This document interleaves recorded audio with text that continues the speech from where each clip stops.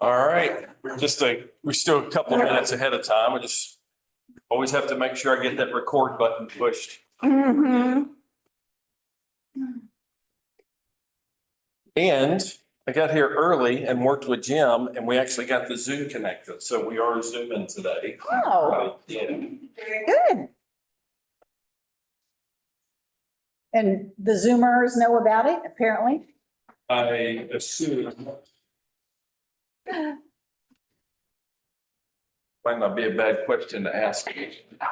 I mean, if we hadn't been able to do it before, Yeah. does anybody know about it? He usually sends out that email though that knows how to connect. Yeah, and that's how we got connected. I tried that. Hey, Sue. Last couple of weeks, I've tried using that link, and for whatever reason, it wouldn't connect. Oh, And so we did something different. I still went through that link again this morning, but then it had to do something different in the browser and it was on this computer, I think is the issue. But we got it done. interesting. Hi, everybody. Hello. She's not here.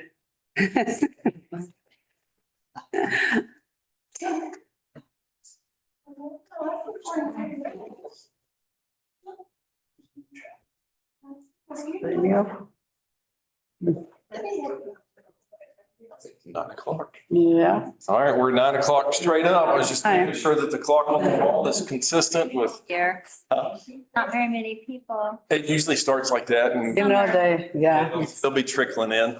yeah. Good morning. I used to tell him, if you're always the same pattern, go a little bit earlier. I mean, Yeah, sure. leave the house a little bit earlier. But no, they have it from the same time. How is everybody? Good. Morning, Brandon. You ready to get this thing done today, Stephen? Yes, sir. All right. And away we go. The disciples' life in the kingdom. We're picking up here today. Today's going to be kind of our last week as far as the type of discussion we've been having. The last couple of weeks, the conversations that we've been having in here, I think and I've had this comment from a couple of you, class that it's been really valuable. And I think part of the value comes from the fact that we just don't have these conversations very often when we're talking about the difficulties that we have trying to find the peace of God, right? And the comfort and the hope. We talked a little bit about the hope that we have in Christ. But the context of this question is, what are the here and now benefits of being in the kingdom, right? Because we all have this idea that when we die, we're going to heaven, and we're looking at the hope that we have in Christ as some future event. And while that is not, that's not wrong, right? Because there is a future glory that we are going to experience that we don't have right now. So we know that to be the case, right? But the idea is that while we have that future hope, we also have a reality right now that most of us don't experience. And I think the reason that we've kind of been uncovering, the reason we don't experience the here and now benefits of things like peace and hope and so forth, right, is because we don't set our minds on those things. Paul wrote, set your mind on things above. And he wrote to the Philippians about how, I think somebody even brought it up last week, in fact, in Philippians, I think it's chapter 4, where he says, whatever Yes. right? There's that whatever passage, whatever is good, whatever is lovely, whatever is, and he's got a list of several things. And then he finishes that statement by saying, whatever, all these things, the things that are good, the things that are godly, he says, dwell on these things. Some of your translations say, think on these things. And I remember there was a quote by H.G. Wells, and it's interesting the way certain quotes, certain things just kind of stick in your minds. But for whatever reason, the first time I read this, it just like was branded into my brain. Because H.G. Wells said, most people only think once or twice in their entire lives. What? Whereas I have made an international reputation by thinking once or twice a year, right? So what's he talking about? I mean, we're all thinking right now. We're all, we're processing thoughts and what have you. But his obvious point is about real thinking, real thought, right? And I think, maybe most of us think more than once or twice in our whole lives. I'd like to think so, But I think the point is valid, that we do not invest enough of our time and energy into serious thinking. So when Paul wrote to those Philippians and he said, whatever is good, dwell on these things. He's talking about you find something that's good and you sit on that for a while, right? And really, really think about it. Mine says fix your thoughts. Fix your thoughts. Fix your thoughts, right? Don't just pass by them, but fix your thoughts. So that's, again, this part of it is what's going to lead us into the last couple of weeks of our lesson when we're talking about doing the hard work. But I want us to really understand that if we are not experiencing the things of God, if we're not reaping the benefits of the kingdom in the here and now, which is what we're talking about, I submit to you at least one, maybe not the only, but at least one of the reasons, and I would say the first reason is because we're not thinking on these things often enough. And at least to such a degree to where we're really sinking into the idea, right? Yes, ma'am. We all live such hectic lives. Yes. And to do this, you have to be purposeful. Yes. You have to set the time aside. Yeah. You have to not plan anything else, go to a quiet place. I mean, and a lot of us just run through the day. Just whatever's thrown at us, we're in the middle of it. And you're so right about that.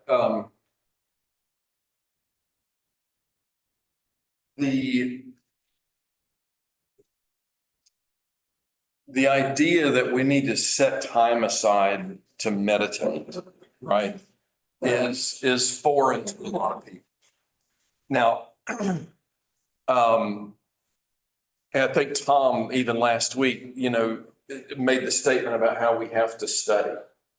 Well, yes, that is deliberate, right? We have to set time aside to read and to think on these things. But Sherry, you're absolutely right. And that's what we've been talking about.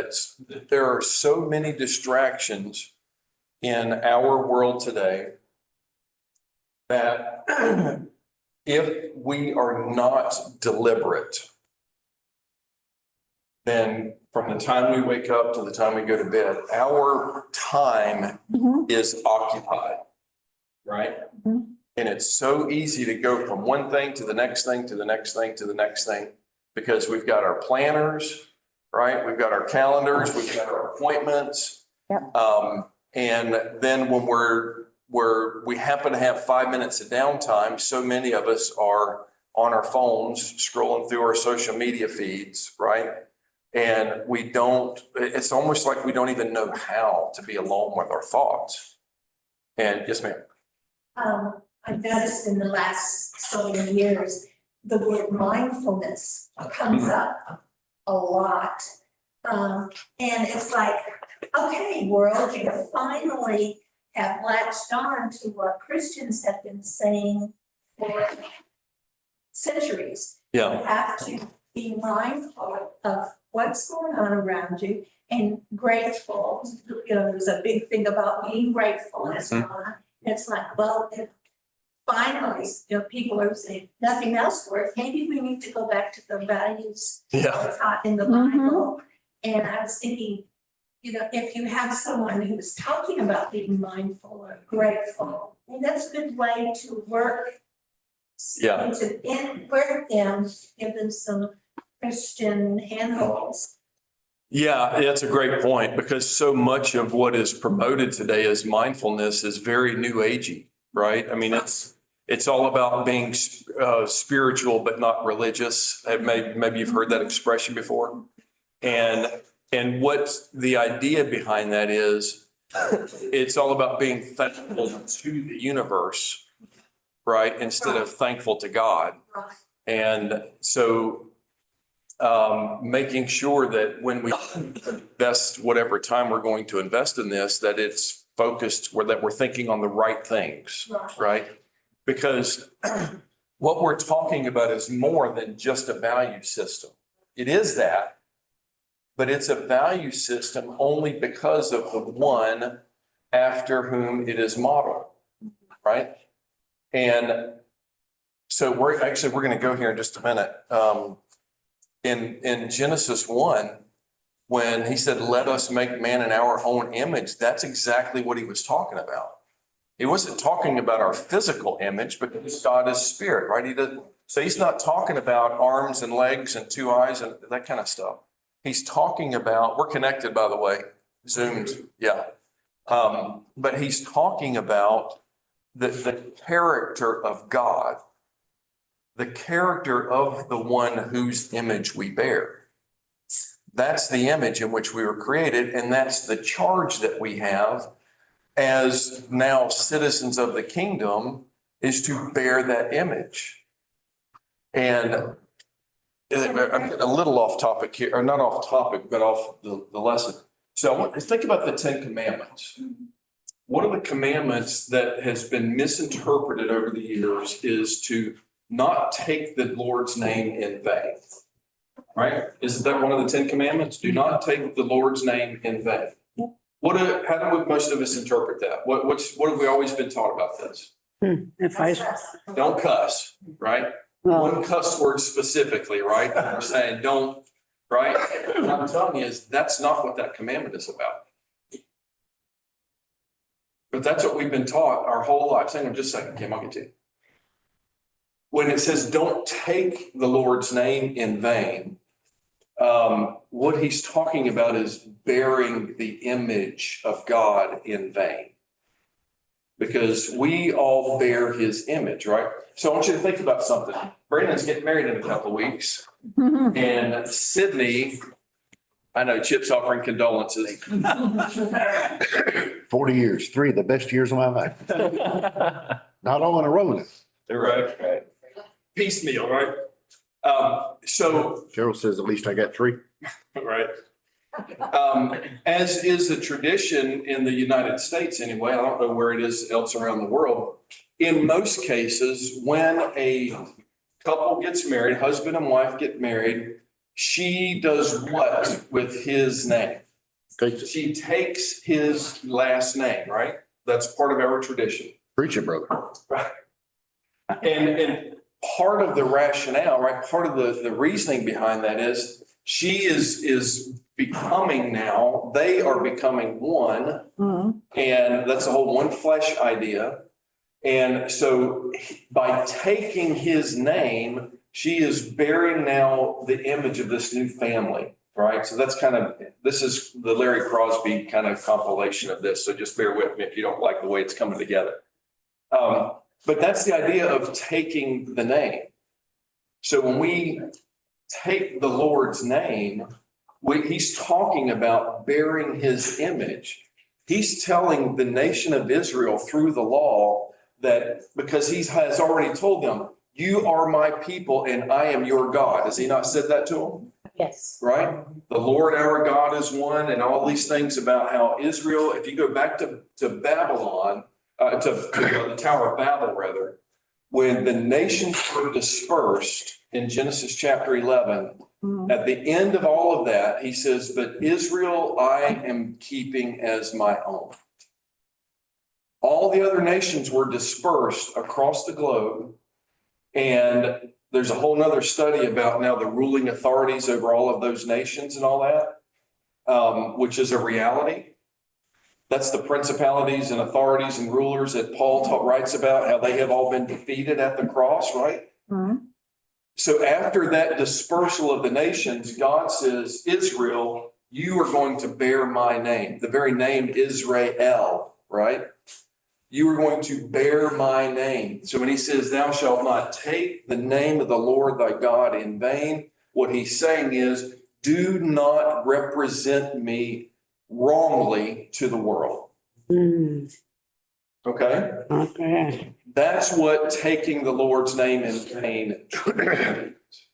So when we are saying now that we are disciples of Christ, we call ourselves what? They were first called Christians in Antioch. A Christian, we quite literally now bear the name of the Lord when we call ourselves Christians. So what does it now mean to be a disciple? To do, to. What is it? Okay, I can't repeat the exact definition that you made, but in other words, to live as if Jesus is the one acting on, so you walk the walk, in other words, not just talk the talk. Yes. Absolutely, right? We're talking about calling ourselves disciples. And that's what we've been looking at, right? What does it truly mean to be a disciple? What we're talking about is going back to the state, going back to the state of relationship we were originally created to be in with God. Because that's what being in his presence is all about. When we are, let me just get back to this because I could start preaching here. I'm just about to. So Ken, you had a comment a minute ago. Sorry.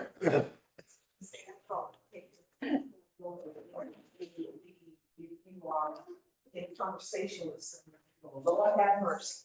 Or maybe not exactly that, I guess Lord have mercy would depend on the conversation at the time, but if you're just saying things and kind of calling out God's name, but you have no serious purpose behind it, you're not getting ready to pray or really in some way have him inclusive in what you are discussing at the time. Right. I think I always thought that was a little bit more representative of taking his name. Yeah, I get that. And that's what we were all taught, right? Growing up. And when I was growing up, it was really frowned upon in my house just to even say, oh my God, right? As if that was using his name in vain. And listen, I'm not discounting the way we just flippantly use, right? Yeah. I'm not discounting that. What I'm saying is that is not what the fourth command, or it's not the fourth, I think maybe the second or third. That's not what the third commandment was about. So I think with this better understanding now and how that translates from the law of Moses to the new covenant, and this whole idea of being a disciple, being a name bearer as Christians that we are. Now all of a sudden, if I'm wearing his name, I'm representing him, I'm bearing his image. It just adds more depth to that whole thing, I think, for me. Go ahead, Randy. The English word God and Lord aren't his name, first of all. Right. So if we're going to approach this legalistically, I had never heard anyone say, "Oh my Yahweh." That's not what is being talked about there, but the Hebrew is actually to bear or even to wear Right. the name of God. And the same word is used over in Exodus 28, describing the priestly garments. And in verse 29, it says, "So Aaron shall bear the names of the sons of Israel on the breastpiece of judgment on his heart." And it goes on to describe in more detail. The same Hebrew word here in the same monologue even is used to describe physically wearing someone else's name, the 12 tribes here. It's very much about taking on and representing, just as Aaron here in chapter 28 represents the 12 tribes. Right. A lot of scholars, even to kind of add to this, in the Hebrew, the word is for the 10 Commandments is the 10 words. Oh, is that right? Yeah, it's not actually commandments, it's the 10 words. And different Christian traditions historically have differed on what the actual 10 are. And some scholars lump "I am the Lord your God" as the first word. "I am the Lord your God who brought you out of the land of Egypt, out of the house of slavery," as the first word that God is delivering to them. And then the second one, they lump together what we have as verses 3 and 4. "You shall have no other gods before me, and you shall not make yourself a carved image." And sit and make those the same word that's being delivered by God. And it reinforces what you're saying with bearing the name of God in vain. Those are the two. This is a return to Eden. Yeah. In Genesis 1:27, exactly like you're saying. Worship only Yahweh and represent him well. Yeah. We are the image of God on earth. We don't need a statue, Right. half, or of a human. We are ascribing to a piece of granite or wood the responsibility and privilege and glory that God has given to us. Right. And we are forsaking that and placing it on some organic material or inorganic material. And the result of that then is what we call the third commandment. "You shall not take the Lord your God, the name of your Lord, in vain." Yeah. It's a reinforcement of the original purpose of human life. Yeah. And all of Israel's failures come back to these two things. Yeah. They worshiped another God or they worshiped an image, and everything fell apart from there. Yeah. They forsook their own humanity. Yeah. Okay. So did you guys hear the last thing he said? They forsook their own humanity. And you may remember the last bullet point that I had on here about the benefits of being a disciple, like benefits of kingdom living now. We spent a lot of time in these first couple, peace and hope, peace specifically. We talked a little bit about the family and community that we have. Is that because that's a legitimate value, right? That's a legitimate benefit that we have, that we can literally call each other brother and sister, and so forth. These last two is kind of where, if you haven't picked up on it, that's where this has kind of gone. Mhm. And the fruit of the Spirit, I think that's what I have up here next.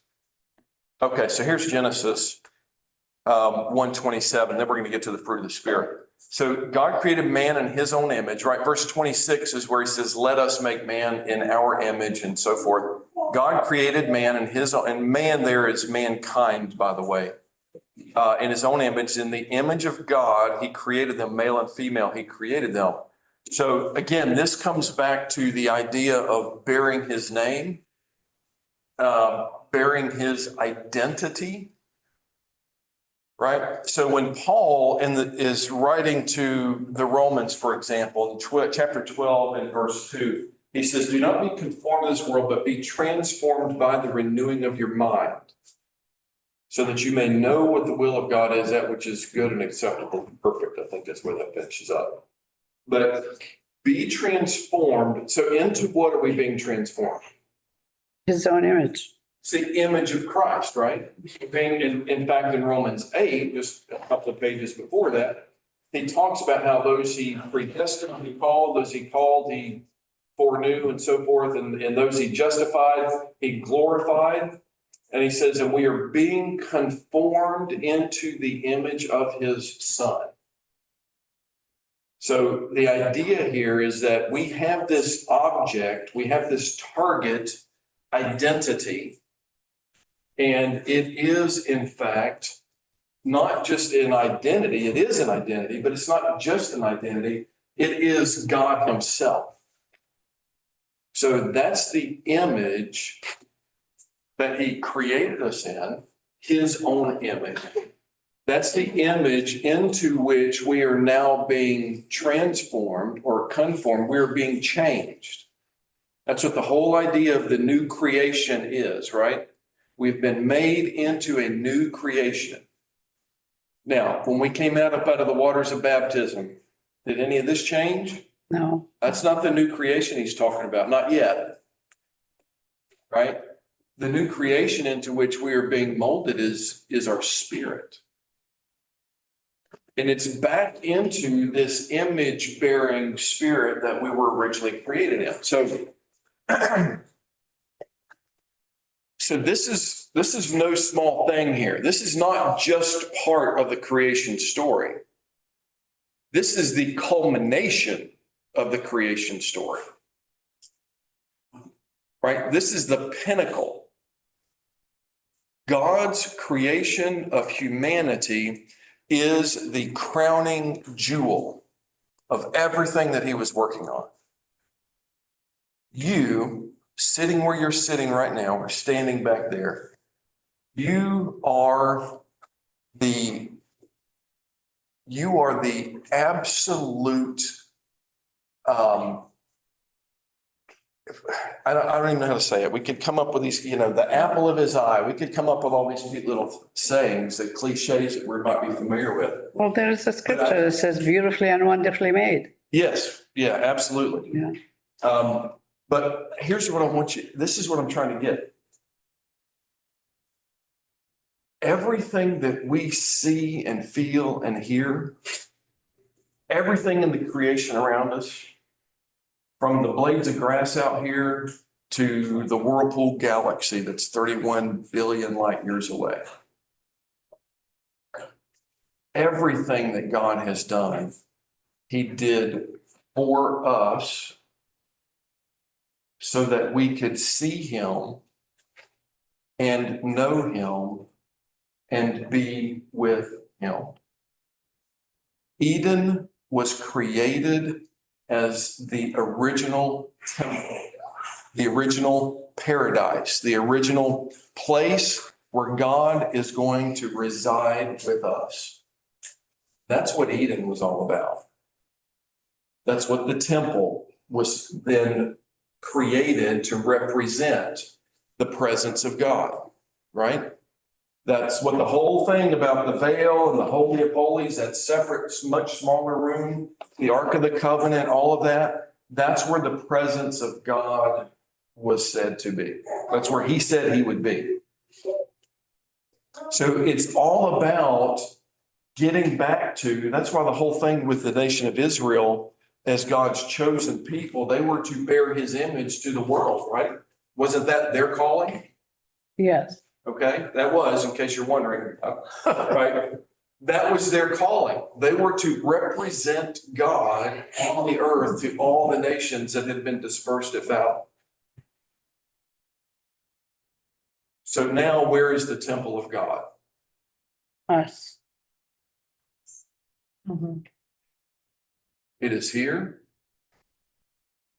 The church is referred to as the temple, and it is here. The only reason that it's here is because it's here. Right? So this whole idea of being the image bearers, being in the presence of God, that's what this whole kingdom conversation is all about. Why is it so hard to continually be reminded of that? I mean, it's so easy to, switch back to, normal routine of things without realizing that that's, Back to all the distractions you were talking about, those distractions, I don't believe are an accident. I believe No, they're absolutely not an accident. workers of Satan. Yeah. So there's a class that I want to teach sometime in the future, but this is not it. But these distractions are, and the deception that comes with them, right? right. And I've made this statement over the years, and I think it's, I don't know if it's the only weapon in his arsenal, but it's certainly the greatest. But it is deception. And whatever the accuser can do to deceive us, that's what he did with Eve in the garden, wasn't it? Right? Isn't that what the Yes. serpent did? He deceived her. Mhm. And, Paul writes about the craftiness of the serpent. See if I can remember this. It's in 2 Corinthians. Anyway, he talks about being deceived, though, the deceitfulness, right? John writes about, John talked about the deceitfulness of riches, right? So yeah, it's distractions, it's deception, and it's all about keeping our minds off of the things of God. And that's why it is incumbent upon all of us to be deliberate. We have to be intentional. If we are not specifically carving out time to be with God, then we are missing life's greatest treasure. Right? And here's where this goes, because we can get to the point where we're spending time with God, that we're allowing His Spirit and so forth to do what He wants to do and the Spirit to lead. We can get to this point where we don't have to be intentional and carve out time. Because at some point, it's like anything else that you get really, really good at. It just starts to come naturally, right? And so but even think of learning a basic skill, whether it's a sport or a new language or any kind of skill.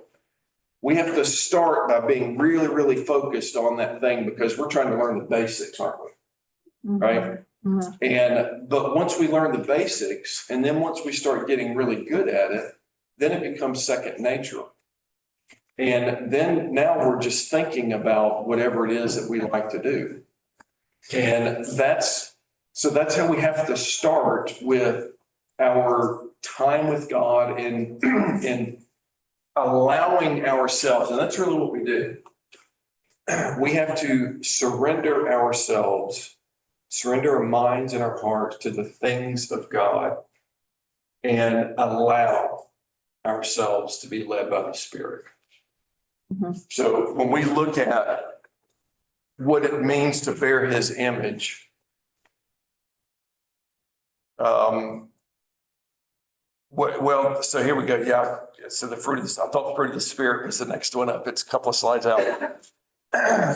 So let's flesh through this. I've been doing a lot of talking this morning, more than I planned on. What does it mean to live the image of God? You just told us. Pardon? You just told us that, I mean, So let's go here. Look at this. Are there times when you felt closer to God than others? yes. We all experience that, right? All right. What did that feel like? So if you can, and maybe you can't think back to a specific moment, but think about it for just a minute. What does it feel like when you just know that you have stepped closer towards God? Now, here's what I don't want us to do. I don't want to turn this into a whole touchy-feely, right, feelings kind of thing. That's not what I'm talking about here. But there are times that you just know that God is there, right? Yes, ma'am. Well, it may be touchy-feely, but I had an experience like that one day. I'd been to Gainesville where my friend's son, they were expecting to die. They didn't expect him to live. And so I was coming back to Jacksonville and I was praying. I was talking to God the whole way. And I got down the road and I saw a rainbow. And I thought, aha, when God sees that rainbow, I see that rainbow, or vice versa. Right. And when I got further down the road, my car went through that rainbow. I've never driven through a rainbow before, never have since. Right. But I knew at that point that Chris was going to live. I felt like it was God telling me, it's okay, Carolyn, he's going to pull through. Right. And he did. Yeah. How do we explain things like that? Well, I don't think people do acknowledge the presence of God today like they did in the book. Yeah. Because, I mean, you know, when you read the stories or you hear the stories, and there he is, right? Well, to me, he still is. He does do that. He does do that. I mean, you're convinced you saw him right then. Or you saw the spirit, or you felt the spirit, or whatever you want to say. I'm not nearly as deep as our brother over there, not even close. I taught him everything he knows about. He picked up a book. Yeah. But I mean, when you get that, and it could be in a worship service, a Sunday morning, you can go, that's the spirit right there. Sure. And you get that little chill of going, man, I got you, you know. And here again, it's simple to say that for me because people go, well, you're not very smart. That's not what it is. But when I recognize the spirit's happening, I got to sit there and go, okay, just let it ride, you know? Yeah. So, Sherry? The great purpose for retreats is to set a weekend aside or a day aside just to study and pray and devote yourselves. Yeah. And that's always great for me because you're forced to leave everything behind you. You know, don't bring your phones, don't bring anything, and then just really focus. And those have always been mountaintop experiences for me. And another tip I have is that when I pray out loud because when I pray out loud, my voice sounds so inferior sometimes to what I'm thinking in my head. Right. And I hear things and I go, wait, that doesn't make any sense. And then God speaks through me that way. So, I mean, that's huge for me. Yeah. So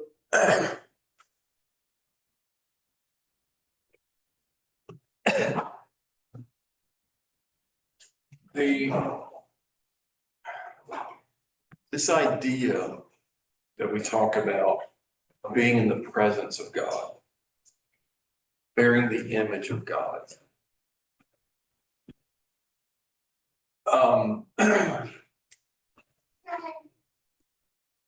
God created us specifically for that purpose.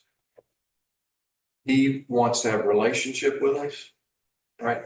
He created us because he loves us. God is love. And because he is love, he wants things to love. He wants people to love, right? He wants us to be with him, to be his, so that he can love us. Well, brother, And so that we can understand his love and love him back. Listen, because he loves those who are not bearing his image. He does. He still loves those who are not bearing his image, but he's working to get them, right? He's working. So go ahead. but you said it's not a touchy-feely thing, but you know what? I know, You but can't it's help something but to that's feel the love of God when you experience those things. Yeah, and I say that because I'm practical. I'm a very pragmatic kind of guy. And sometimes that stuff just seems too far out there for me. I know, but So I probably said that for myself, right? no, I know what you meant though. In other words, he's not going to come down from heaven and touch you like that. Well, But I think so much of what we see is, I just feel God speaking to me. And so many times people will say, well, the Lord told me to do this, or the Spirit spoke to me. And they go off and do something that Right. is contrary. right, Right? But they felt it. But we're also told to test the spirits. We are told to Exactly. test the spirits, right? yeah. So I suppose that's what I meant. That probably wasn't the best way to say No, it. but that was, It is a feeling. yeah, yes, Right? that's what I was going with it. It is a feeling. Yeah, It has to be both, I think. yeah, Yes. Got We to, can't allow our emotions to rule the day, right? Jeremiah wrote that the heart is deceitful above all else. How can it be trusted? right. But he also created us with feelings. Yes. Right. And that's part of his image. Yes, Right? We get upset at the things that upset God. When I usually get upset over the things that upset Larry, right? Instead of the things that upset me. And it's kind of a long drawn out. Yeah. Good. Did somebody have a hand up? So when Sue's talked about, the distractions and we know what we should do, and I think I mentioned that last week. What popped in my head was that, yes, we get distracted, the devil is on us, but I don't know, we've been taught like he's almost as powerful as God, but he's not. He's not. He's not, he doesn't know us like God does. Yeah. right, amen to And we that. gotta remember that even though our temptations are our sways and, trying to do right versus wrong and the conflicts and whatnot, that he's not powerful. Oh. We allow him to think. Yeah, well, he does have power. He doesn't have as much power, right, as God. You're right about It made that. me think of 1 John, actually. We're from God. Mhm. We have overcome the world, Yes. right? Because greater is he who is Amen. in us Oh, Yes. than he who is in the world. Yes. It's like we have to constantly remind ourselves. Yes. I do have to Yes. constantly remind myself of that one, and I love that scripture. Yeah, And that's what this constant reminding ourselves is where all of this comes to, because that's what the distractions keep us from doing, right? That's what the world keeps us from doing. That's what the ruler of this world, Jesus said that, that he is still the ruler of this world. However, we know that his defeat has already occurred, right? That's right. At the cross. Our thoughts and he's the ruler. He can't read our- He's the ruler of the world. Doesn't Satan- necessarily- Satan can't read our minds, Right, but- only God knows. but he can pay attention to what we do. Yes, Right, okay. Our weaknesses. Very intelligent. temptations. the buttons to push. yeah. Because we tell him by our It's actions, pretty obvious, right? right? That's So, the but, kicker is I mean, you that get, some of the distractions are my emotions and what I think life should be like. And right. what I, whether it may be right that I would want to do that in my life, but it's putting that above what made God's. Yeah, and so that's my challenge as well. So instead of like what Paul wrote to the Philippians about dwell on these things that are good, I find myself dwelling in like thinking at long stretches of time over the things like the way that I want life to be or whatever it is. And that's where we have to train ourselves. It is hard work. But we have got to discipline ourselves and train ourselves to spend time with the one who wants to spend time with us, right? He wants to be in our presence and he wants us in his presence. And he has done everything that in his wisdom, he has done the absolute best thing to make that possible.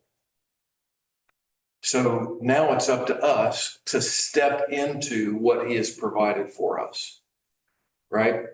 And so this idea of I keep coming back to this, the creation and the fruit of the Spirit, because and we've only got a minute or two left, so we'll wrap up with this. When in John, I think it's chapter 15, where he said, to truly be my disciple, you will bear much fruit. Right? That's a paraphrase. Go ahead. Yeah. But, you know, I used to think that this whole idea of a disciple bearing fruit meant that a disciple goes out and creates more disciples, right? Great Commission kind of thing. But the context of that, that's not what Jesus is talking about. He's talking about the vine and the branches. And he's talking about us abiding and living in him, how we can't separate from the vine, the branches do what? They wither up and die. Yeah. Right? So when he's talking about bearing much fruit and truly being his disciple, this is what he's talking about. He's talking about image stuff. He's talking about spirit-led stuff. So when we talk about the fruit of the Spirit, we're talking about bearing much fruit for the Lord. We've got to have love, joy, peace, patience, kindness, goodness, faithfulness, gentleness, and self-control. That's the fruit of the Spirit. That is the image of God that he wants us bearing. And when we do not bear that image, we are at that point taking the Lord's name in vain. Right? So the closer we stay to God, the more in his presence we live, the more this kind of stuff just naturally reflects. I find it ironic though in Revelation, and I may be just totally misconstruing the context of this verse, but I grew up in church. So, be thou faithful. He mentions the faithfulness. Yeah. Unto death. Yeah. It doesn't say be thou good, be thou gentle, be thou. Right. It says be thou faithful unto death, and I'll give you the crown of life. Yeah. Well, All the. and so here's the thing. Those are all kind of incorporated into faithfulness. That's what I was, Right. what I was trying to. And in that passage, most of us have interpreted that over the years, because again, raised in church as well, right? Is that what that means is that we're going to be faithful all the way up until the time we die. That's not what it actually means. What it means is be faithful even when you are facing death. Be faithful in the face of death, right? Because that's what was going on. There was persecution. He's talking about the persecution, everything that they were going to endure. And so be faithful even when you are being threatened with death because of your faithfulness, right? So that just makes me think, how much more Yeah. does the Church of Christ not necessarily misinterpreted, but taken out of context? Really, it was, I was never, when I'm faced with death, I better, you know. Yeah. Until death. Yeah. The whole book of Hebrews talks about what you're talking about, though. The book of Hebrews talks about what you're talking about being faithful. Yeah. Through to the end. All right, listen, the second bell rang. I could keep going for hours with this stuff. So thank you guys very much. Well, same bat time, same bat channel. Thank you very much. You know, he ruined it. Man, the third command, he just ruined it because I thought that was when I was feeling pretty good. Now I'm not doing work with football.